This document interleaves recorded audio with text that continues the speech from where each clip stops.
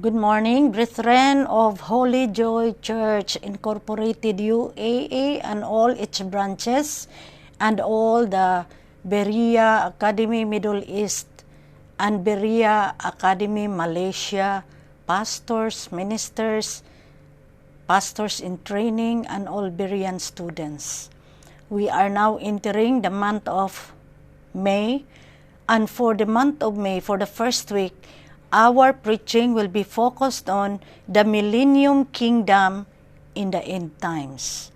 So, this is what I will be discussing today.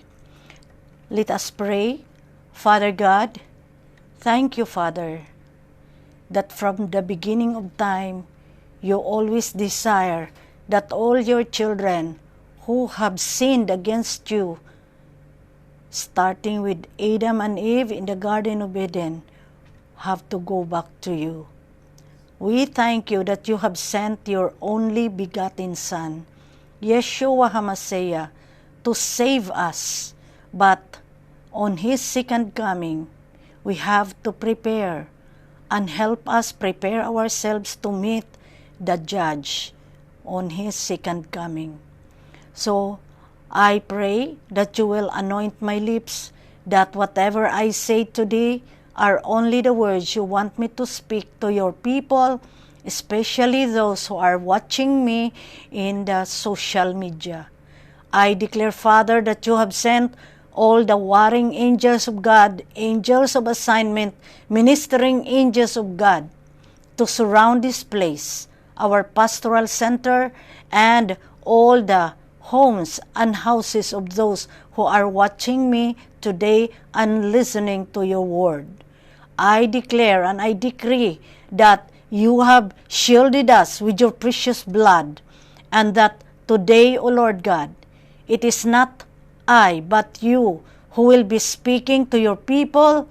Only use my mind, my ears, my eyes, my heart, and my tongue, so that your word will reach the children that you have been waiting in your kingdom to return. I pray in the mighty name, Yeshua HaMashiach. Amen, amen, and amen. So, as I said earlier, that I will be preaching on the Millennium Kingdom. We open our Bible on Revelation 20, verses 4 to 6. The saints reign with Christ 1,000 years. Verse 4, and I saw thrones, and He sat on them, and judgment was committed to them. Then I saw the souls of those who had been beheaded for their witness to Jesus and for the word of God, who had not worshipped the beast or his image, and had not received his mark on their foreheads or on their hands. And they lived and reigned with Christ for 1,000 years. Verse 5, but the rest of the dead did not live again until the 1,000 years were finished. This is the first resurrection. Verse 6, and holy is he who has part in the first resurrection. Over such the second death has no power, but they shall be priests of God and of Christ, and shall remain with him 1,000 years. Amen. May the Lord bless your word. So, introduction, our God, Abba Sheba Shamayim, is the one true God of heaven and earth. His only begotten Son, Yeshua HaMashiach, came to earth 2,000 years ago to save us. He has declared He is coming back. Hence, all are looking forward to meeting the Lord, our God, the God of the universe, who will take us to eternal life. Yet, Yeshua HaMashiach will come like a thief of the night that we all have to prepare. He will first bind the devil for 1,000 years, and reign on earth with the saints who will partake in the first resurrection. So, first, Yeshua is back to judge and to reign. First, people are talking about the end time. Yes, we are in the end time, and all prophecies will be fulfilled when Yeshua HaMashiach comes back to judge the world, the wicked, and the devil. Before He came as our Savior 2,000 years ago, 32,500 prophecies about His coming were recorded, and when He came to live with men, He fulfilled all these prophecies. Nothing was left unfulfilled. But His second coming will herald the beginning of the millennium kingdom. Yeshua HaMashiach will bring peace, prosperity, and righteousness that have never been experienced before in the time past since man sinned against God. So this is because when Yeshua HaMashiach comes back for the second time, He will first bind the devil, the ancient dragon or Satan in the abyss or the bottomless pit, and seal it for 1,000 years. Revelation 20 verses 1 to 3. Then I saw an angel coming down from heaven, having the key to the bottomless pit and a great chain in his hand. He laid hold of the dragon, the serpent of old, who is the devil and Satan, and bound him for 1,000 years. Verse 3, and he cast him into the bottomless pit, and shut him up, and set a seal on him, so that he should deceive the nations no more, till the 1,000 years will be finished. But after these things, he must be released for a little while. Amen. After this period of 1,000 years, Satan will be released and will again deceive the nations and will wage a war against the people of God. Then, God's final judgment will be done after the devil's last rebellion. Amen? So, second point, the millennium kingdom of Yeshua. The so-called millennium kingdom refers to the 1,000-year period of time when the Lord Yeshua HaMashiach Himself will rule upon this earth. God's millennium reign will be a time of peace, a time of harmony, a time of abundance of life on earth, when Jesus Christ and the saints will rule in righteousness. At the time, brothers and sisters, the demons and the devil are in the pit of destruction, so there will be no diseases, no curses, no hunger, and no affliction among the people. That time, the Christians and the saints will reign as kings and queens with Jesus Christ. So to those who are subject of a great deal of affection, the millennium kingdom is a time where there is a way for compensation because the number of saints involved is so huge. We can also surpass time and space because we are of the resurrection. Even when the door is locked, we can pass through it. Take note, my brothers and sisters, that many will desire to have the mark of the beast because the microchips implanted in them can open doors and get them air tickets without queuing up. But I'm telling you now, we are in a better position because with our incorruptible body, we can pass through space and time and nothing to open or to get. Everything is granted to us. Amen? Revelation 20, verses 4 to 5. And I saw thrones, and they sat on them, and judgment was committed to them. Then I saw the souls of those who had been beheaded for their witness to Jesus and for the word of God, who had not worshipped the beast or his image, and had not received his mark on their foreheads or on their hands, and they lived and reigned with Christ for 1,000 years. Verse 5, but the rest of the dead did not live again until the 1,000 years were finished. This is the first resurrection. So tandaan natin na during the millennium kingdom, iyon lamang mga kaluluwa, lalo na those who were beheaded, especially yung mga disciples, maraming beheaded. Diba si Apostle Paul was beheaded. Tapos si Apostle John, the brother, no, not Apostle John, James, the brother of John the Beloved, was also beheaded. And there were two more apostles who were beheaded. So sila po magiging kasama dito sa first resurrection.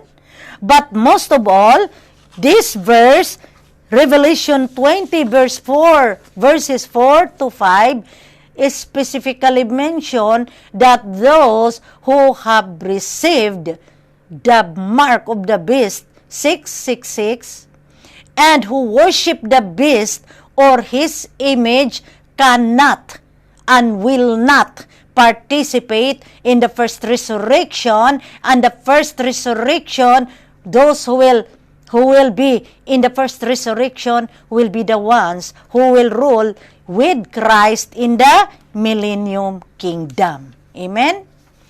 Third point, Yeshua is to rule from the Temple Mount. The redeemed Jews who are already born-again Christians are firm to say the Lord our God will rule from the Temple Mount in Jerusalem for the 1,000 years. So maraming magtatanong, saan kaya itong Temple Mount? Ngayon nyo lang na ririnig. The Temple Mount is described in Psalms chapter 15 and Psalms chapter 24. In Psalm 24, 7 to 8, lift up your heads, O you gates, and be lifted up, you everlasting doors, and the King of glory shall come in. Verse 8, who is this King of glory? The Lord strong and mighty, the Lord mighty in battle. Amen?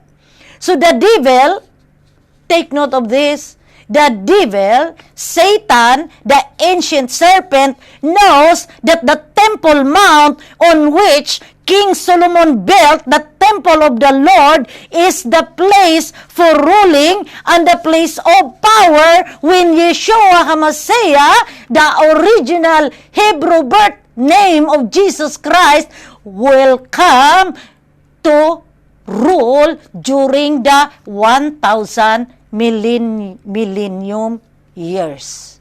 Amen? Take note of that. So, in summer of 587 or 586 BC, the pagan King Nebuchadnezzar destroyed and burned down the palace of the king and the temple of God that King Solomon built for 7 years for the name of God to be placed there. So, sabihin ko ulit, Satan knows that the Temple Mount is the place of power and the place where Yeshua HaMashiach will rule during the Millennium Kingdom. Therefore, inutusan din niya si King Nebuchadnezzar in 587 or 586 BC to destroy and burn down the palace of the king, and most of all, the temple of God, where the Ark of the Covenant was put together with the staff of Aaron that budded, and a sample of the manna which the Israelites were eating while on their way from Egypt to the promised land.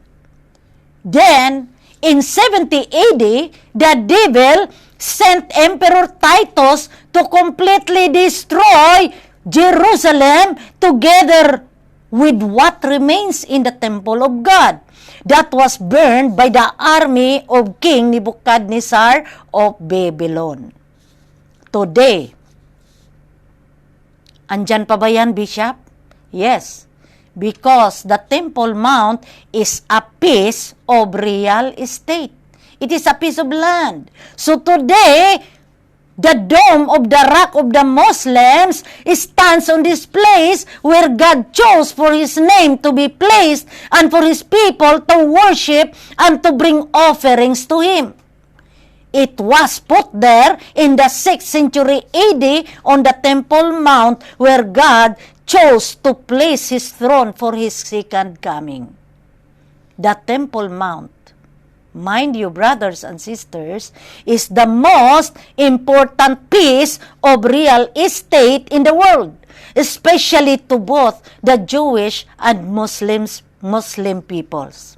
But the redeemed Jews remain unperturbed and continue to believe in the promise of Yeshua to rule from the Temple Mount when He comes the second time around.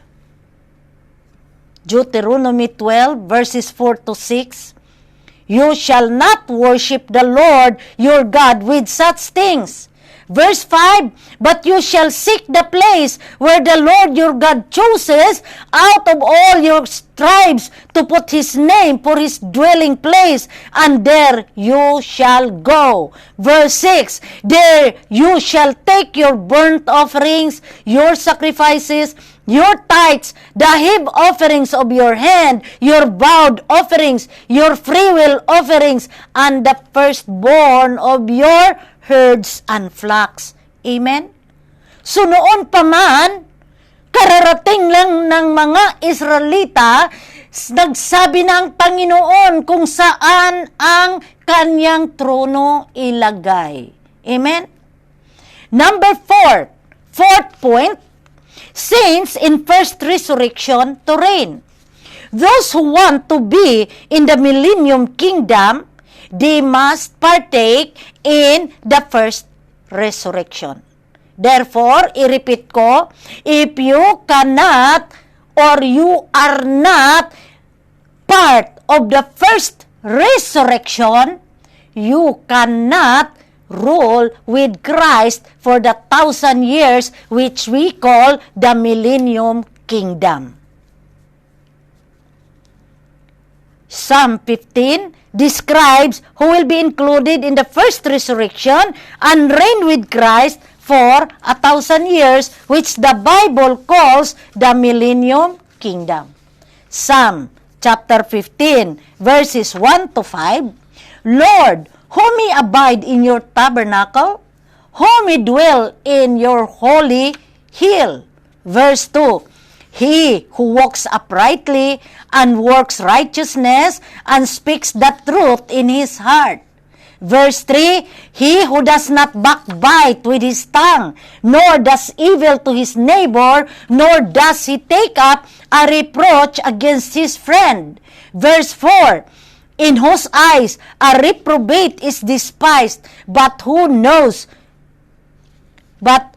honors those who fear the Lord. He swears to his own hurt and does not change. Verse 5, he does not put out his money at interest, nor does he take a bribe against the innocent. He who does these things will never be shaken.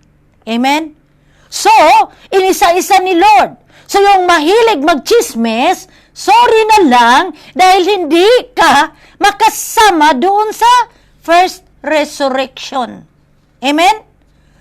Sinabi talaga dito. Ano pa? Yung mahilig, makikialam sa kanyang mga kapatiran. Ano pang sinabi dito? Yung mahilig mag-despise. Na yung walang ibang makita, kung hindi, lahat na lang ang mali. Ang nagawang maayos, nagawang mabuti, hindi maalala. Yun lamang nagawa na sa tingin niya ay hindi maayos, yun lang ang kanyang palaging sinasabi. Ano pa ang hindi pwede dito? Those who put on money. So kung naglending ka, lalo na walang lisensya, yung mga 5-6 na yan, sige nga, mauubos ka talaga sa 5-6 na yan dahil hindi ka rin makapasok sa millennium year dahil hindi ka makakasama sa first resurrection. At ano pa ang sinabi? Yung who will take a bribe against the innocent. Paano ba ito explain? Merong lumapit sa iyo, sister, may na-hospital na ganito, ganyan, pahiramin mo naman ako ng pera, wala pa kaming sahod, ganito, ganyan. Pinahiram mo, pero ano? Sige, meron akong pera dito, 10,000. Ngunit pag ibalik mo na, magiging 15,000. Ayan, ang sinabi dito. So, alam na natin ang ating sarili. Walang taong makapagsabi sa atin, ikaw kasama o ikaw hindi. We only have to read Psalms chapter 15, 1 to 5, dahil inisa-isa ng Panginoon sino ang makapasok sa first resurrection at most of all will reign with Christ during the millennium kingdom. Amen? Those who are mentioned here are called saints. Sinabi ni Lord na those who honor and fear the Lord, sila lang. So, sino sila na makapasok sa first resurrection and who will live with Christ, reign with Him during the millennium kingdom? Sila yung saints, tinatawag na saints. So, sino ba talaga ang saints? Ang saints are different from believers. You are called a believer if you believe in Christ, sabi, you will be saved. But, saints are different from believers. Sila yung tinatawag na saints because the Holy Spirit resides in them and they are sealed for redemption. Amen? Natingnan natin mga sarili natin. Na-qualify ba tayo dito sa tinatawag na saints? Dahil yun lang saints na yon will be included in the first resurrection and will reign with Christ during the millennium kingdom. The saints who will be in the first resurrection will reign with Christ. After Jesus Christ returns, the first resurrection will take place. Amen? So, isa-isahin ko, when Jesus Christ will appear in the mid-heavens, then the first resurrection will start. Sino yung unang ma-resurrect? Yung patay na. At the time, those who are asleep will be resurrected in an instance. So pag nakita na natin ang Panginoon diyan nag-appear sa mid-heavens and the angels will sound the trumpet. The trumpet call will be heard by those who are dead in Christ and those who are still alive and will be raptured. But Ang unang mag-resurrect yung patay na who are in Christ. And those who are living, take note of this, at that time will be transformed in a flash and be resurrected. So kung marinig mo rin ang trumpet call, buhay ka pa, what will happen is, the call, the trumpet call of the angel will remove your flesh. Mahulog ang flesh natin, it will become dust. Mahulog sa lupa. At what remains is our spirit and our soul. And our spirit and soul will unite together to go up. Yun ang tinatawag na rapture pag tayo'y lumipad na, but we are already spirit and soul in incorruptible body. Ano ba, Bishop, ang pagkakaiba sa corruptible body and incorruptible? Pag tinatawag tayong incorruptible body, wala ng flesh dahil our flesh is very sinful. Makasalanan ang ating katawan. So, kung tawagin na corruptible body tayo, kumpleto ka pa. Meron kang flesh, meron kang soul, at meron ka ring espiritu. Pero, sabi ko ulit, pag marinig ng mga buhay pa, at the time Jesus will arrive in the mid-heavens, and the angel will sound the trumpet call, our body, physical body which is sinful, will immediately drop because our flesh cannot receive eternal life. Only our incorruptible body of spirit and soul. Amen? The Bible explicitly says that all who have the mark of the beast on either their forehead or their right hand, and those who have worshipped the beast have no part in the first resurrection and in the millennium kingdom of the great God and King. So tandaan natin, kung tayo ay na-convinced, na-deceived sa mga magsabi sa atin, magkuha kayo ng baksin ng COVID. Pero ang baksin na ito, katulad ng nababasa natin sa Amerika, is in a form of microchip. My God, kasama na dyan ang 666 at hindi ka na maisali sa first resurrection. Buhay or patay, you cannot join in the first resurrection, and most of all, you cannot also reign with Christ during the 1,000 years, which we call the millennium kingdom. Revelation 20 verse 4, and I saw thrones, and they sat on them, and judgment was committed to them. Then I saw the souls of those who had been beheaded for their witness to Jesus and for the word of God, who had not worshipped the beast or his image, and had not received his mark on their foreheads or on their hands, and they lived and reigned with Christ for 1,000 years. Very clear. Very clear. Maliwanag pa kaysa liwanag ng araw. Ito lang ang pwede na mag-reign with Christ during the millennium kingdom. And number 5th point, the resurrection of the 144,000 and the Gentiles. Sino yung tinatawag na Gentiles? Tayo na hindi kalahi ng mga Israelita. So, dalawang grupo, Israelites and Gentiles. We belong to the Gentiles dahil wala tayong dugo ng Israelita.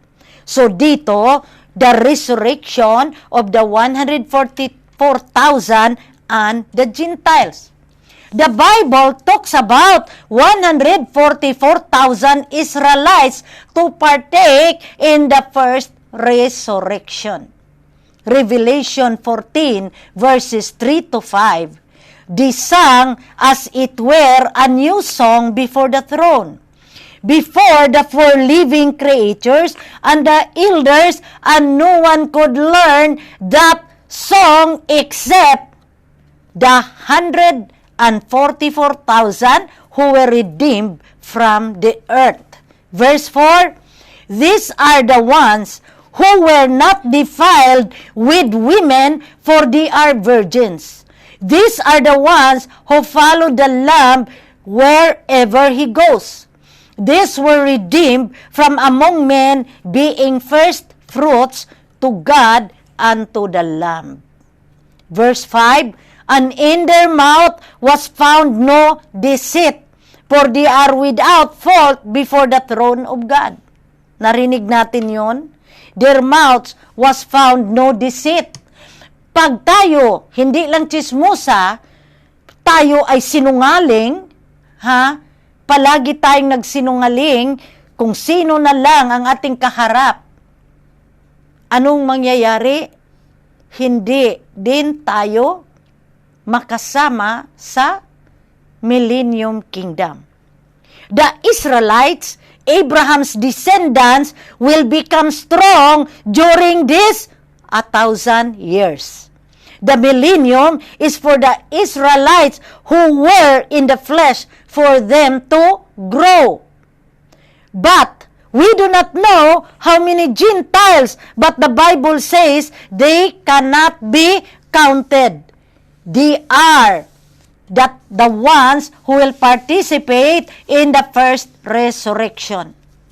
So, 144,000 lang ang Israelita at ang mga Gentiles sobra kadami.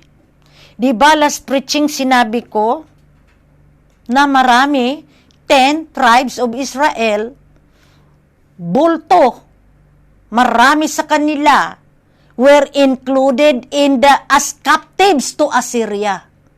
Nung nagiging captive sila sa Assyria, nilagay sila in 3 cities, and so they went into mixed marriages with the Assyrians dahil dinala sila as captives in Assyria.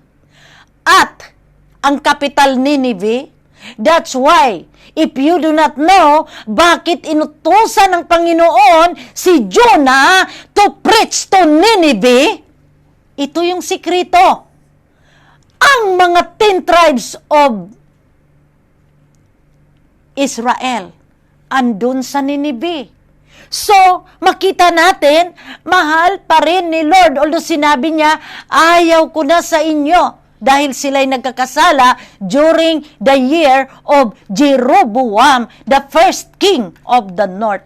But we will always remember, talagang mahal niya dahil pinapapunta niya si Jonah to preach in Nineveh, at dahil natakot si Jonah because Nineveh was the worst city, the most destructive city, the capital of Assyria, the most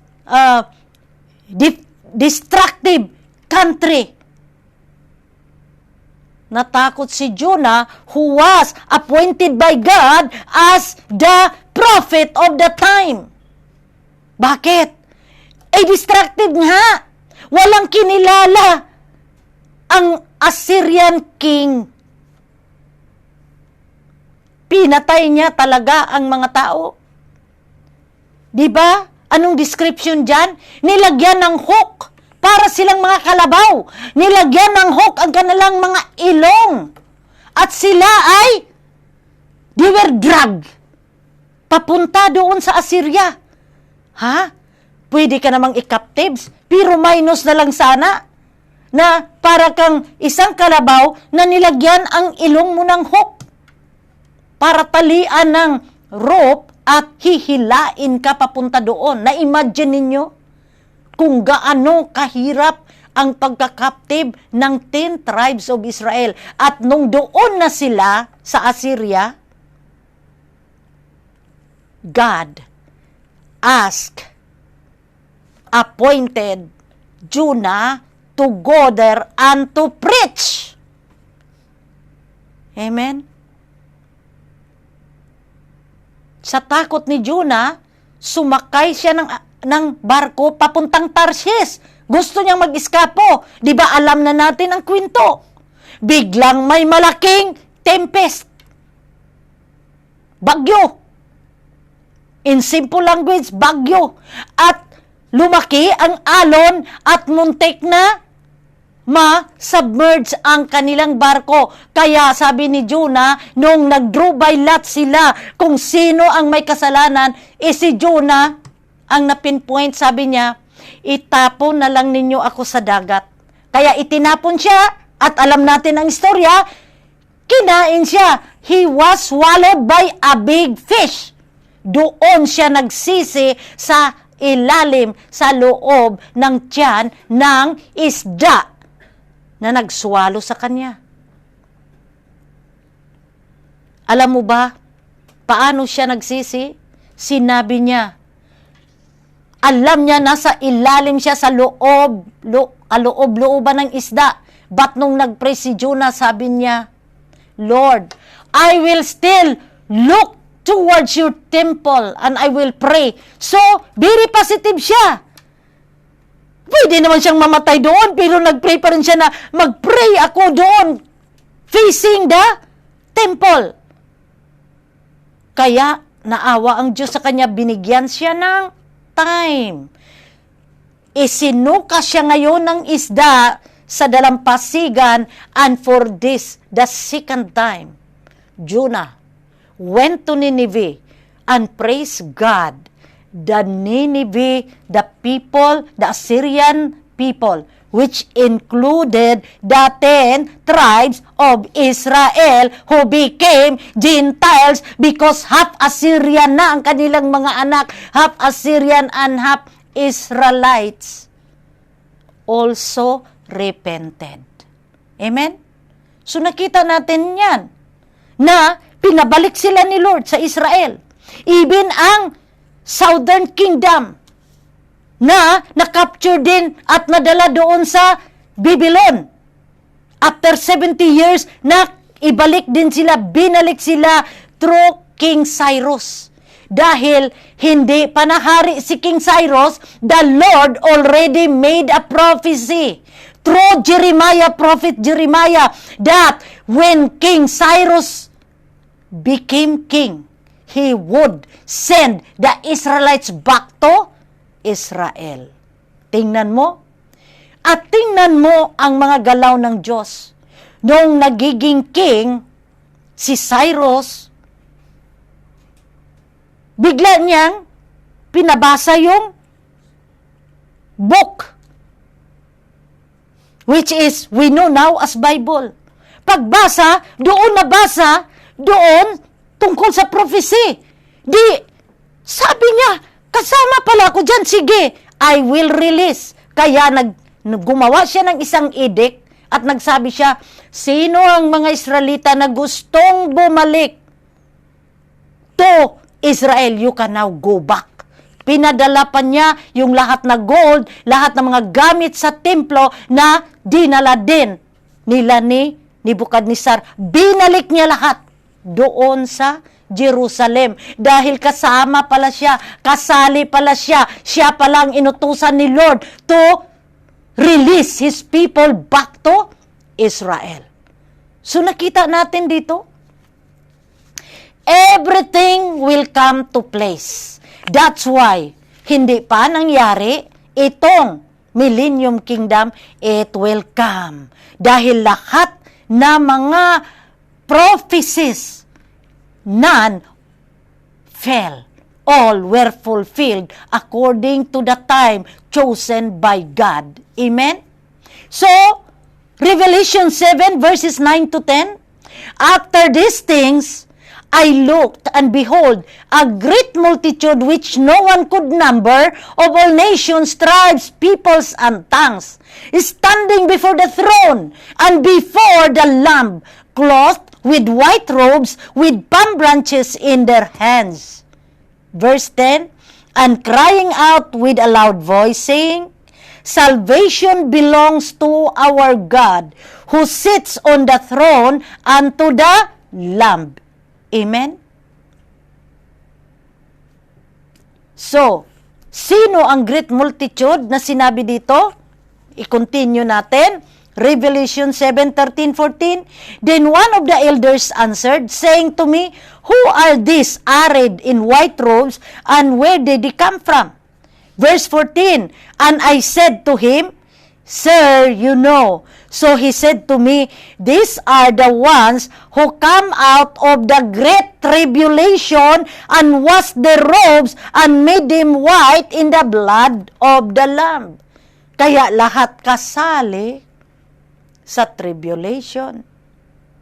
All Israelites and Gentiles who will and can partake in the first resurrection and reign with Christ in the millennium kingdom are declared holy and will no longer experience the second death.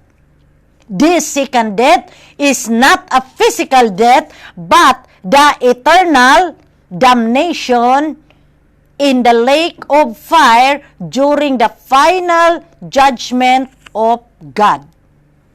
Revelation chapter 20 verse 6. And holy is he who has part in the first resurrection. Over such the second death has no power, but they shall be priests of God and of Christ, and shall reign with him 1,000 years. Amen? Sixth point, preach the gospel quickly. Once the Lord Yeshua HaMashiach returns, the gospel cannot, I repeat, cannot be preached anymore. When Jesus Christ comes and appears in the mid-heavens, His gospel can no longer be preached dahil matatapos na rin ang tinatawag nating period of grace. Kaya pinapreach sa atin ngayon ang gospel because we are in the period of grace. And during the period of grace, this is the period where we have to witness to Jesus so that more will become His children. So we have to quickly preach the gospel, for we have not much time. Acts chapter 10 verse 42, and He ordered us to preach to the people and solemnly to testify that this is the one who has been appointed by God as judge of the living and the dead. Even before Yeshua HaMashiach ascended into heaven, He already left us with the great commission to preach His holy word, to make disciples, and to baptize them in His name. Yeshua HaMashiach has put us in a time such as this where many have feared to be infected with the pandemic coronavirus. The fear actually is not because they do not want to be sick, but the whole issue boils down to the fear of death. Hindi natatakot ang mga taong magkasakit. Natatakot silang mamatay because they are not ready to face God. Amen? May I ask you now, can you truly say to our Lord, our God, that you have done this divine calling? Also, in Revelation 7, God has commanded to seal the foreheads of the 144,000 with the seal of the living God. But, most of all, before the 4 angels began to harm the earth, 3 angels were sent to preach the gospel for the last time. Narinig natin? For the last time, ang anghel na ngayon. God sent an angel to preach the gospel for the last time bago niya i-destroy ang mundo.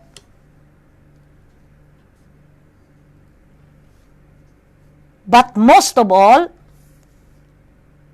in Revelation 4, we read that the angel was saying with a loud voice, "Fear God." So ano pala yung ipapreach?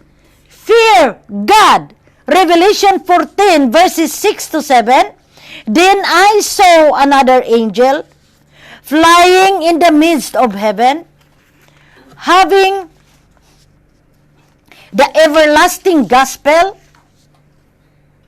to preach to those who dwell on the earth, to every nation, tribe, tongue, and people. So yung paglabas ng anghel, ang everlasting gospel will be preached to the world, to every nation, tribe, tongue, and people. What is this? Fear God. Verse 7, saying with a loud voice, "Fear God and give glory to Him, for the hour of His judgment has come, and worship Him, who made heaven and earth, the sea, and springs of water." Brothers and sisters, the true gospel of God carries the, quote-unquote, the fear of God. This is what is missing in our churches today. Hence, a lot of believers still commit sins again and again because they do not fear God. The truth is, we will only fear God if we truly know Him and treasure Him in our hearts as our Lord and Savior.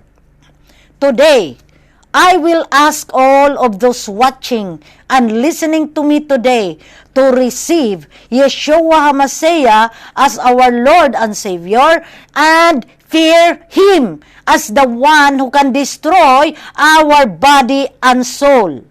No other. Only God can destroy both our body and soul. If you are one who is seeking for the true God, if you are searching for the real protector, please follow the sinner's prayer that I will be praying for all of you right now listening and watching me. So let us pray. Abba Sheba Shamayim, we are grateful that you have given us your only begotten Son, Jesus Christ, to save us from all unrighteousness. I now invite Lord Jesus of Nazareth to come, enter into my heart, O Lord. Dwell in my heart as my Lord and Savior. Forgive me of all my sins. Help me forgive those who hurt me in any way. Most of all, write my name in the book of life so that on Judgment Day, I will be with you in your heavenly dwelling place, the heaven. Amen, amen, and amen. So let us pray. Father God, thank you that once again, you have reminded us to fear you, Lord. You have reminded us that without following and obeying you, if we go on our own ways, not your ways, we cannot participate in the first resurrection, and most of all, we will not be able to reign with you in the millennium kingdom. Lord, grant us the courage for us to give up all that belongs to this world, that only you, that things that will not be shaken, your love, your faith, your peace will remain in us, O Lord. I pray, Lord Yeshua HaMashiach, that all who have listened, who have watched this video, O Lord God, will be manifested in them the Holy Spirit of God to teach them how to continue to reverence you and how to be truly a child of God until you will return. In the mighty name, Yeshua HaMashiach, I pray. Amen, amen, Amen and amen. Hallelujah.